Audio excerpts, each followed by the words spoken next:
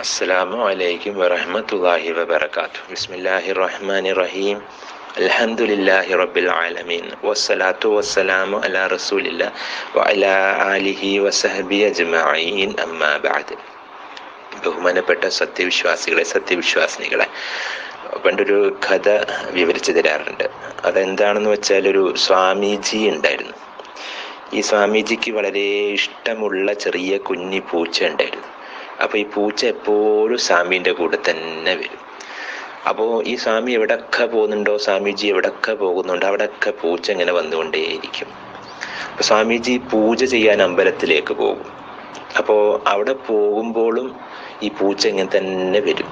അപ്പോൾ അത് സ്വാമിജിക്ക് വല്ലാത്ത ബുദ്ധിമുട്ടായി, ഇതൊരു ശല്യമായി മാറിയിട്ട് സ്വാമി എന്ത് ചെയ്തു എന്ന് വെച്ചാൽ, പൂജ ചെയ്യുമ്പോൾ ഈ പൂച്ചേനെ തൊട്ടടുത്തുള്ള ഒരു തൂണിൽ മേത്ത് കെട്ടിവെക്കും.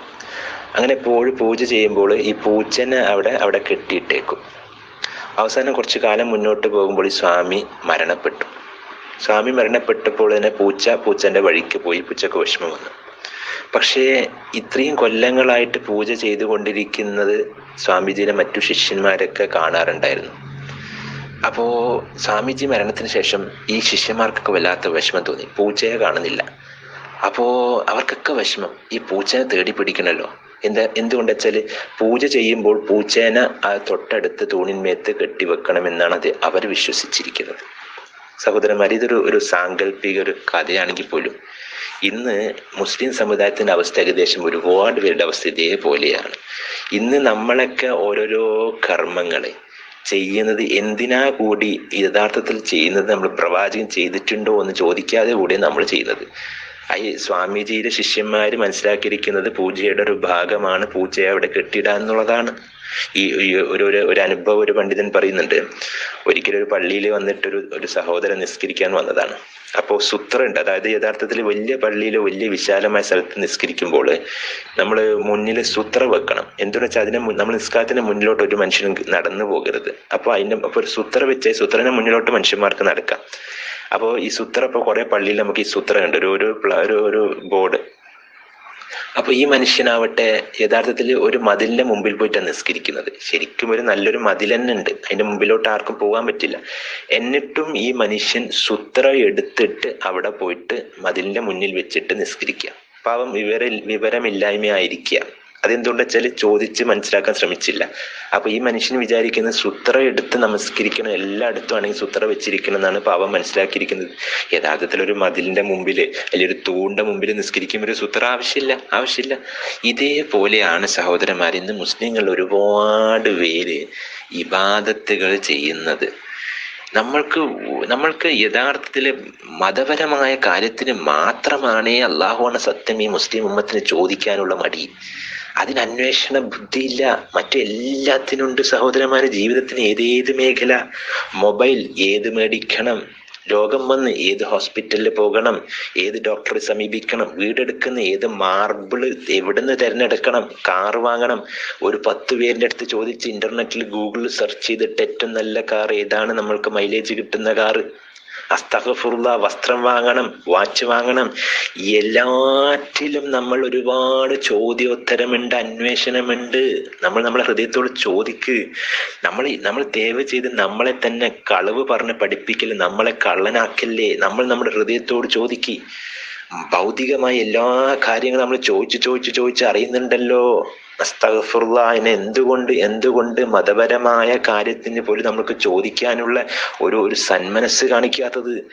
മതപരമായ കാര്യത്തിൽ മാത്രം എൻ്റെ ബാപ്പ ചെയ്തത്, ബാപ്പയുടെ ബാപ്പ ചെയ്തത്, ബാപ്പ നിസ്കരിക്കുന്നുണ്ടോ? ഇല്ല. എന്നാലും എൻ്റെ ബാപ്പ പറഞ്ഞതാണ് ഇബാദത്ത്. എൻ്റെ ഉമ്മ ഖുർആൻ എപ്പോഴെങ്കിലൊക്കെ എടുത്ത് ഓതിയിട്ടുണ്ടോ? ഇല്ല. എന്നാലും എൻ്റെ ഉമ്മ പറഞ്ഞതാണ് ഇബാദത്ത്. എന്താ ഉമ്മ കണ്ടത്? ഉമ്മാന്റെ ബാപ്പ ചെയ്ത്. ആ ഉമ്മയും ബാപ്പയും നിസ്കരിച്ചിട്ടുണ്ടോ? ഇല്ല. അസ്തഗ്ഫിറുല്ലാ. ഒന്ന് സഹോദരന്മാര്, ജീവിതം മതം പറയുന്നത് വളരെ വളരെ എളുപ്പമാണ്. നല്ലോണം പഠിക്കുക. ഇബാദത്ത് എന്ന് പറയുന്നത് നമ്മൾ ചെയ്യുന്നത് എല്ലാം ഹറാമാണ്. അള്ളാഹുവിന്റെ റസൂലോ അനുവദിച്ചതല്ലാതെ നല്ലോണം കൃത്യമായിട്ട് പഠിക്കുക. ഭൗതിക ദുനിയാവിൽ എല്ലാം ഹലാലാണ്. അള്ളാഹുവിന്റെ റസൂൽ നിഷിദ്ധമാക്കിയതല്ലാതെ, അതായത് നമ്മൾക്ക് അള്ളാഹു ഒരു കാര്യം കാണിച്ചു തന്നിട്ടുണ്ടോ മതപരമായ കാര്യത്തിൽ, മുഹമ്മദ് നബി സല്ലല്ലാഹു അലൈഹി വസല്ലമ നമ്മൾ ഉപദേശിച്ചിട്ടുണ്ടോ ഇതാണ് മതപരമായ കാര്യം എന്നത് മാത്രമേ ചെയ്യാൻ പാടുള്ളൂ. അതല്ലാതെ എൻ്റെ സ്വന്തം നഫ്സിന് ഇഷ്ടമുണ്ട്, എൻ്റെ മാതാപിതാക്കൾ പറഞ്ഞ് ഇന്നിന്ന പണ്ഡിതന്മാർ പറഞ്ഞ് ഇന്നിന്ന സംഘടന പറഞ്ഞത് കൊണ്ടൊന്നും ഒരു കാര്യമില്ല. അള്ളാഹുവിൻ്റെ റസൂലോ പഠിപ്പിക്കാത്ത ഒരു ഇബാദത്തുകളും നമ്മൾ ഒരിക്കലും ചെയ്യരുത്. ചെയ്തു കഴിഞ്ഞാൽ അത് ഹറാമാകും, നമ്മൾക്ക് എതിരെ സാക്ഷിയാകും. അള്ളാഹു ഖുർആനിൽ പറഞ്ഞോ, ഉണ്ടെങ്കിൽ എടുത്തിരിക്കും. ആരൊക്കെ എതിർത്താലും ഞാനതേ വിശ്വസിക്കുള്ളൂ.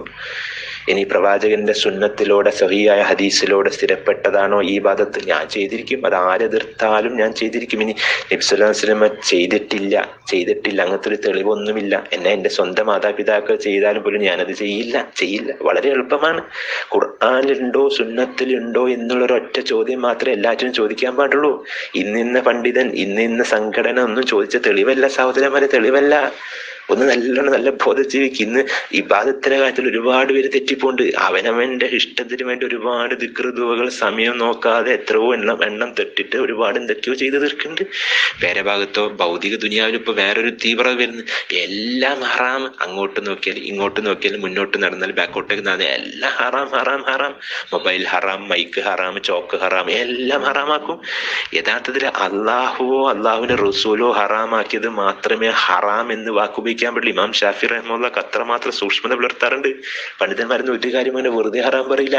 ഭൗതികമായ കാര്യത്തിൽ ഒരുപാട് ഹറാം വെറുതെ അങ്ങ് അടിച്ചുവിടില്ല സഹോദരന്മാരെ. നല്ലോണം ശ്രദ്ധിക്കുക സഹോദരന്മാരെ. നമ്മൾ എന്തിനാ നമ്മളെ തന്നെ പൊട്ടനാക്കുന്നത്? നമുക്കറിയാം നമ്മുടെ മാതാപിതാക്കളൊന്നും വലിയ ദീനി ഉണ്ടായിരുന്നില്ല. അവർ കൃത്യമായിട്ട് മതം പഠിച്ചിട്ടില്ല, അവർ ഖുർആൻ ഓതിയിട്ടില്ല, നമസ്കരിക്കുന്നത് കണ്ടിട്ടില്ല. അവരുടെ മാതാപിതാക്കൾ പിതാവിന്റെ പിതാവ് ഒന്നും നിസ്കരിക്കുന്നത് കണ്ടിട്ടില്ല. പിന്നെ എന്തടിസ്ഥാനത്തിലാണ് അവര് പറയുന്നത് ഇബാദത്തായിട്ട് നമ്മൾ എടുത്ത് ജീവിക്കുന്നത്? അസ്തഗ്ഫിറുല്ലാ. ഇനി നേരെ മറിച്ച് ഒരു കാര്യം കൂടി നിങ്ങൾ ചിന്തിച്ചു നോക്ക്. ബാപ്പയും ഉമ്മയും പറഞ്ഞ ഭൗതികമായ കാര്യം നമ്മൾ അവരെ പിൻപറ്റാറുണ്ടോ? വെറുതെ നിങ്ങൾ ആലോചിച്ചു സഹോദരന്മാരെ, അവരെ മുണ്ടെടുത്തിട്ടാണ് നടന്നത്. നമ്മൾ ഇന്ന് കോട്ടെടുത്തിട്ട്. അവര് കൃഷി ചെയ്തിട്ടുണ്ട്. നമ്മൾ ഇന്ന് ഇന്റർനെറ്റിലൂടെയാണ് നമ്മൾ ബിസിനസ് ചെയ്യുന്നത്. അസ്തഗ്ഫിറുല്ലാ. പണ്ട് ഒട്ടകത്തിന് മേത്താണ് തവാഫ് ചെയ്യാൻ പോയത്, ഇന്ന് നമ്മൾ എയറോപ്ലെയിനിൽ പോകുന്നു. അപ്പോ ബാപ്പന്റെ ഉമ്മന്റെ ഭൗതികമായ കാര്യം നമ്മൾ എന്ത് എടുക്കണ്ടോ? അവര് ലളിതമായി ജീവിച്ച് ബസ്സിൽ ഓടിക്കേറിയിട്ട് ബസ്സിൽ പോയിട്ട് യാത്ര ചെയ്തിട്ടുണ്ട്. നമ്മൾ തൊട്ടടുത്ത പള്ളിയിൽ പോകണമെങ്കിൽ AC കാറിലേ പോകുള്ളൂ. നമ്മൾ വെറും തനി വിഡ്ഢികളാണ് സഹോദരന്മാരെ. നമ്മളെ തന്നെ ദയവ് ചെയ്ത് പൊട്ടനാക്കല്ലേ സഹോദരന്മാരെ. വളരെ ലളിതമാണ് ദീന്. മതം പറയും നിങ്ങൾക്ക് ഇബാദത്ത് ചെയ്യണമെങ്കിൽ ഒറ്റൊരു കാര്യം മാത്രം ചെയ്താൽ മതി. എന്താ പറയുക, കൃത്യമായ 5 നേരം പള്ളിയിൽ പോയി നമസ്കാരം മാത്രം മതി. അതാണ് ഫർദ്. അതിൻ്റെ അർത്ഥം സുന്നത്ത് ചെയ്യണ്ടല്ലോ. എന്തുകൊണ്ട് ചില ഒരു മനുഷ്യൻ നബീൻ്റെ അടുത്ത് വന്ന് ചോദിക്കും, നബി എന്താ ചെയ്യണം? നബി പറഞ്ഞു, 5 നേരം നമസ്കരിക്കണം പള്ളിയിൽ പോയി. പിന്നെന്ത് ചെയ്യണം? 2.5% ഹലാലായ സമ്പാദത്തിൽ നിന്ന് സക്കാത്ത് കൊടുക്കണം. പിന്നെന്ത് ചെയ്യണം? റമദാനിൽ 1 മാസം നോമ്പ് നോക്കണം. പിന്നെന്ത് ചെയ്യണം? ജീവിതത്തിൽ പറ്റുവാണെങ്കിൽ ഒരു ഹജ്ജ് ചെയ്യണം. എൻ്റെ മനുഷ്യൻ പറയാം, നബിയെ ഞാൻ നബി പറഞ്ഞത് തന്നെ ചെയ്യും, ഇതിൽ നിന്ന് ഒന്നും കൂട്ടുകയോ ഇല്ല, ഇതിൽ നിന്ന് ഒന്നും കുറയ്ക്കുകയും ചെയ്യില്ല, ഇത് തന്നെ ചെയ്യും. അപ്പൊ ഈ മനുഷ്യൻ മടങ്ങി പോകുമ്പോൾ മുഹമ്മദ് നബി സല്ലല്ലാഹു അലൈഹി വസല്ലം പറഞ്ഞു കൊടുക്കുക, ഈ മനുഷ്യൻ ഇതേപോലെ ചെയ്യുകയാണെങ്കിൽ തീർച്ചയായിട്ടും സ്വർഗത്തിലാണ്. അപ്പോൾ കൃത്യമായി നിങ്ങൾക്ക് പറഞ്ഞു തരാം. 5 നേരം പള്ളിയിൽ പോയി നമസ്കരിക്കുക, കൃത്യമായിട്ട് ഖുർആൻ ഓതി അതിനെ പറ്റി പഠിക്കുക സഹോദരന്മാരെ. മറ്റു ഏതേത് സുന്നത്തുകൾ എന്തെങ്കിലും നിങ്ങൾ കേട്ട് കഴിഞ്ഞാൽ ഒരു ചോദ്യം മാത്രം ചോദിച്ചാൽ മതി. ഡോക്ടർ പറഞ്ഞിട്ടുണ്ടോ, പണ്ഡിതൻ പറഞ്ഞിട്ടുണ്ടോ, ഈ സംഘടന പറഞ്ഞിട്ടുണ്ടോ? അല്ല, പ്രവാചകൻ സല്ലല്ലാഹു അലൈഹി വസല്ലമ ചെയ്ത് കാണിച്ചു തന്നിട്ടുണ്ടോ? അത് മതി. ഒറ്റ ചോദ്യം മതി. അത് നിങ്ങൾക്ക് ബോധ്യപ്പെട്ട് ചെയ്തോളൂ. പിന്നെ കൂടുതൽ സുന്നത്ത് ചെയ്തോളൂ. ഒന്ന് ആത്മാർത്ഥമായിട്ട് അവനവന്റെ മതം കൊണ്ട് കളിക്കരുത്. ദയവ് ചെയ്ത് അപകടമാണ്, തീയോടാണ് നമ്മൾ കളിക്കുന്നതെന്ന് മനസ്സിലാക്കുക. യഥാർത്ഥത്തിൽ അല്ലാഹു സുബ്ഹാനഹു വ തആല ഓരോരോ ദിവസങ്ങൾക്ക്, ഓരോരോ മാസങ്ങൾക്ക്, ഓരോരോ സമയത്തിന്, ഓരോരോ സ്ഥലത്തിന് പ്രാധാന്യം കൊടുത്തിട്ടുണ്ട്. സത്യമാണ്. അതിലൊരു സംശയമില്ല. അതെന്തുകൊണ്ട് അതിന് പ്രാധാന്യമുണ്ട്, പുണ്യമുണ്ട് വെച്ചാൽ അള്ളാഹു പറഞ്ഞത് കൊണ്ട് മാത്രം. അത്രയേ ഉള്ളൂ സഹോദരന്മാരെ. അതെനിക്കും നിങ്ങൾക്കും അങ്ങനെ പുണ്യാക്കാൻ പറ്റില്ല. ഉദാഹരണത്തിന് അള്ളാഹു സമയത്ത് നമ്മൾക്കറിയാം, രാത്രിയിൽ അവസാനത്തെ 3 അള്ളാഹു പ്രാധാന്യം കൊടുത്തു നമുക്ക് പഠിപ്പിച്ചു. അവിടെ നിങ്ങൾ എന്ത് ചെയ്യണം? അത് നേരെ രാവിലെ എഴുന്നേറ്റ് TV-യിൽ ഫുട്ബോൾ കാണാനല്ല, മറിച്ച് തഹജ്ജുദ് നമസ്കരിച്ചോളൂ. അള്ളാഹു ഓരോ ദിവസത്തിന് 5 വഖത്ത് കൃത്യമായ നിസ്കാരം നിർബന്ധമാക്കി. അപ്പൊ ആ സമയത്ത് നമ്മൾ പള്ളിയിൽ എത്തുവരണം. അപ്പൊ എന്താ, അത് തൊട്ടടുത്ത പള്ളി എന്നുള്ള അള്ളാഹു ഒരു പുണ്യസ്ഥലമാണ്. ഏത് പള്ളിയാവട്ടെ, ഏത് സംഘടനയുടെ പള്ളിയാവട്ടെ, ഒരു കിബില അംഗീകരിക്കും. 5 നേരം നമസ്കരിക്കുന്നവർ അത് മുസ്ലിം പള്ളി ആവട്ടെ, അതിനൊരു പ്രാധാന്യമുണ്ട്. അപ്പൊ അവിടെ പോയിട്ട് പള്ളിയിൽ പോയി നമസ്കരിക്കണം. അള്ളാഹു ദിവസത്തിന് പ്രാധാന്യം കൊടുത്തു. ജുമാ ദിവസം യഥാർത്ഥത്തിൽ വെള്ളിയാഴ്ച എന്ന് പറയുന്നത് നമ്മളൊരു ഭൗതികമായ നോട്ടത്തിൽ വ്യാഴാഴ്ച പോലെ തന്നെ 24 മണിക്കൂറേയുള്ളൂ. സൂര്യൻ ഉദിക്കുന്നു, സൂര്യൻ അസ്തമിക്കുന്നു. പക്ഷെ അതുകൊണ്ടല്ല, അള്ളാഹു പറഞ്ഞതുകൊണ്ട് ജുമാക്ക് പ്രാധാന്യമുണ്ട്. അപ്പൊ രാവിലെ തന്നെ നമ്മൾ എഴുന്നേറ്റ് നമ്മൾ തഹജ്ജുദ് നിസ്കരിക്കണം, സുന്നത്ത് നിസ്കരിക്കണം, പള്ളിയിലേക്ക് പോകണം, സൂറത്തുൽ കഹ്ഫ് ഓതണം. എത്രയും നേരത്തെ ഫസ്റ്റ് സഫിൽ തന്നെ ജുമാ കിട്ടണം. അത് അള്ളാഹ് പറഞ്ഞുകൊണ്ട്. അതേപോലെ തന്നെ സഹോദരന്മാരെ, അള്ളാഹു സുബ്ഹാനഹു വ തആല നമ്മൾക്കറിയാം കൊല്ലത്തിൽ ഒരു മാസം റമളാൻ നോക്കണം. ഇപ്പൊ റമളാനും ഷവ്വാലും ഷഅബാനൊക്കെ ഏകദേശം അതേപോലെ തന്നെയാണല്ലോ. പക്ഷെ റമളാൻ അള്ളാഹു പവിത്രം നൽകി, അതുകൊണ്ട് നമ്മൾ നോമ്പ് നോക്കുന്നു. അള്ളാഹു പവിത്രമാക്കിയ സ്ഥലമാണ് ഹറമുകൾ. നമ്മൾക്കറിയാം 2 ഹറമുകൾ. അപ്പൊ നമ്മൾ എന്ത് ചെയ്യണം? അതിന് പവിത്രത കൽപ്പിച്ച് നമ്മുടെ ഇടയ്ക്ക് ഉംറക്ക് പോകണം, അങ്ങോട്ടേക്ക് അവിടെ പോയിട്ട് നമസ്കരിക്കാൻ വല്ലപ്പോഴും നമ്മൾക്ക് പറ്റുവാണെങ്കിൽ പോകണം. അതിന് പവിത്രത ഉണ്ട്, അതിന് പ്രാധാന്യമുണ്ട്. ഇനി ഹറമിന് പ്രാധാന്യമുണ്ട്, ശരി. നമ്മൾ ദുൽഹജ്ജ് 9 ഹറമിന് നിൽക്കൂലല്ലോ. ദുൽഹജ്ജ് 9 എവിടെ നിൽക്കണം? അത് അറഫയിൽ പോയി നിന്നാലേ ഹജ്ജ് കിട്ടുള്ളൂ. അപ്പൊ അള്ളാഹു സുബ്ഹാനഹു വ തആല കൃത്യമായിട്ട് നമുക്ക് പ്രവാചകനിലൂടെ നമ്മൾക്ക് പഠിപ്പിച്ച് തന്നതാണ് മതം. അതിലൊന്നും തന്നെ നമ്മളാൽ ദയവ് ചെയ്ത് കൂട്ടിച്ചേർത്തല്ലേ, ഒന്നും തന്നെ കുറയ്ക്കുകയും ചെയ്യരുത്. അപ്പൊ ഏതൊരു സൽക്കർമ്മമായിട്ട് ചെയ്യുന്നതിന് മുമ്പ് നിഷ്കളങ്കമായ നിയത്തോട് മാത്രം ഉണ്ടായിട്ട് കാര്യമില്ല സഹോദരന്മാരെ. ബിദ്അത്തിന്റെ ഏറ്റവും വലിയ അപകടം തന്നെ അതാണ്. എന്തുകൊണ്ട് വെച്ചാൽ മഹാഭൂരിപക്ഷം പേരും ബിദ്അത്തുകൾ ചെയ്യുന്നത് കരുതി കൂട്ടിയിട്ടല്ല, ഒരിക്കലും തന്നെ ധിക്കാരഭാവത്തോടല്ല. ഇപ്പൊ കള്ള് കുടിക്കുന്ന വ്യക്തിക്കറിയാം കള്ളുകുടി ഹറാമാണ്, വ്യഭിചരിക്കുന്ന മനുഷ്യനറിയാതെ സ്വന്തം മാതാവ് സ്വന്തം ഭാര്യ ഉണ്ടെന്നെങ്കിൽ മാത്രം, അതല്ലെങ്കിൽ മക്കളും പോലും നിങ്ങളെ നോക്കാൻ സമയമില്ല. അങ്ങനത്തെ ഒരു കാലഘട്ടത്തിൽ നല്ല ബോധപൂർവം ജീവിക്കുക. ഖബറിൽ ഞാൻ ഒറ്റക്കാണ് പോവുക.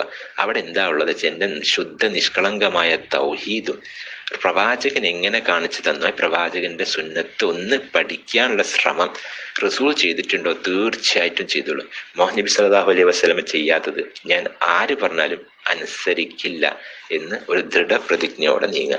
അല്ലാഹു സുബ്ഹാനഹു വ തആല നമ്മളെ ഖുർആനും സുന്നത്തിൽ തന്നെ ജീവിച്ച് ഖുർആനും സുന്നത്തിൽ തന്നെ മരിപ്പിക്കുന്ന നല്ല യഥാർത്ഥ സത്യവിശ്വാസികളാക്കി തീർക്കുമാറാകട്ടെ. അല്ലാഹുമ്മ അലൽ കിതാബി വസ്സുന്ന വഅമിത്നാ മഅൽ ഈമാനി വത്തൗബ.